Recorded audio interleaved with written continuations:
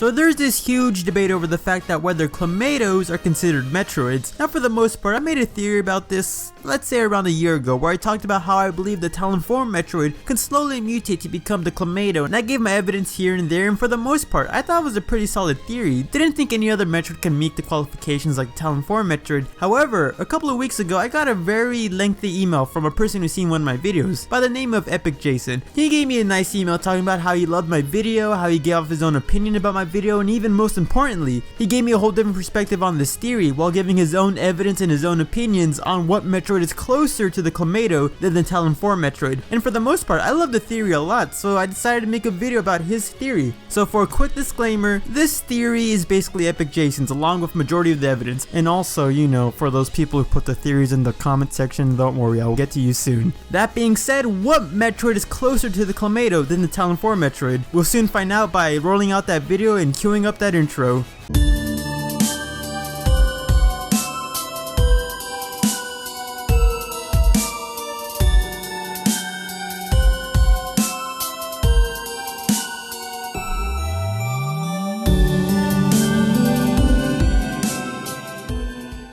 So what Metroid out there could be closer to the Talonform Metroid? It can't be the SR388 Metroids because those don't have that much in common with Komaytos besides the visual aspect and the ability to suck up energy. It can't really be the Dark Aether Metroids because there's nothing parasitic about the Komaytos, and it's for certainly not some sort of Phazon Metroid because Phazon Metroids are radically crazy and weird, and I don't think any Komayto can come from a Phazon Metroid.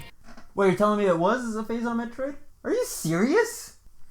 So apparently in EpicJason's theory, the Phazon Metroid is the Metroid that he's referring to in this whole theory. More specifically, the Fissure Metroids. For those who don't know, the Fissure Metroid is a Metroid we see on Talon 4 inside of Metroid Prime. Essentially, it's a Talonform Metroid mutated with Phazon, giving it the weird ability to fissure out. Basically, it's similar to a SR388 Metroid's fissure out when exposed to beta waves. The Phazon energy kind of gives the Metroid enough energy to basically fissure out, giving it a very unique ability. Essentially, once the Fissure Metroid fissures out, it's immune to basically all forms of weaponry, except for one specific form of weaponry. I'll get on that soon. But for starters, the Fissure Metroid comes in multiple colors: red, clear, yellow, and most importantly, blue. Now the blue coloring is pretty important because if a blue Fissure Metroid looks like this, it's kind of close to a Komayto with its blue coloring. It just needs that pinkish nuclei and all that. What about the fissuring ability? The Komaytos don't have any sort of ability like that. That's pretty true, but what are the Komaytos' secondary ability? Basically, the Komaytos are immune to all forms of weaponry. They're immune to arrows, beams, lasers, cannonballs, immune to everything projectile based, except for one specific weakness: melee attacks. What's the Fissure Metroid secondary ability?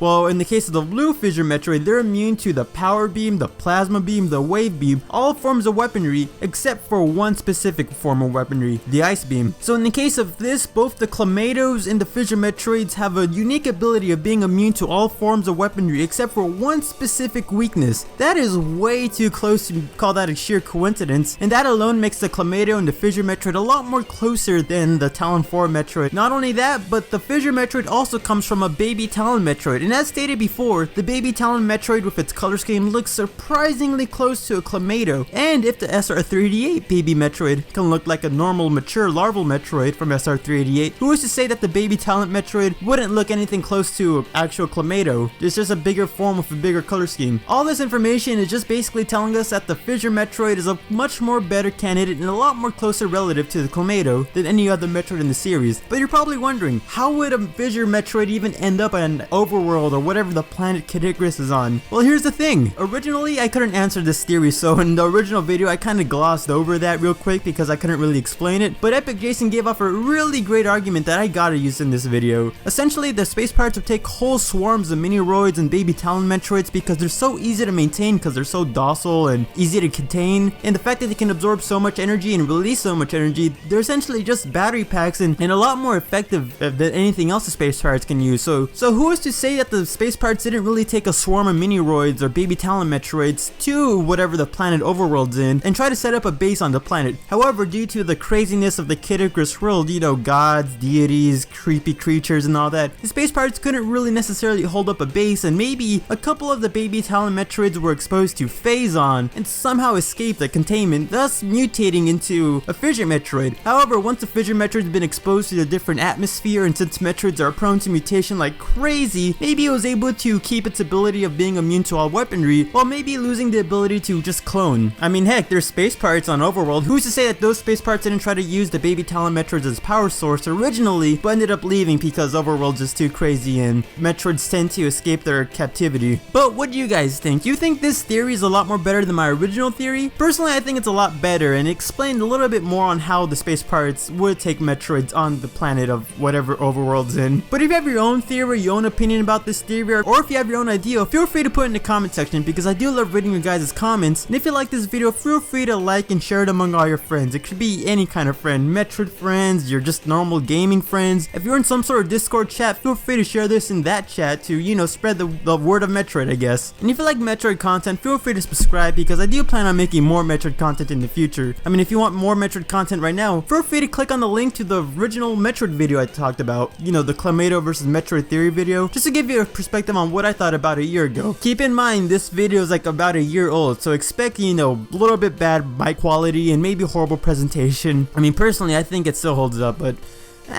that's for you guys to comment on. And big shout out to EpicJason. Even though I tried contacting EpicJason through his email, apparently his email doesn't really accept emails from other people that he doesn't approve of. So I would have liked to get more info and more intel off EpicJason, but you know, I think a video would be good enough. If you're seeing this, EpicJason, feel free to, you know, say what up in the comment sections. That being said, I'm the Metroid Trainer. I hope you like this video because I'm gonna be seeing you next time.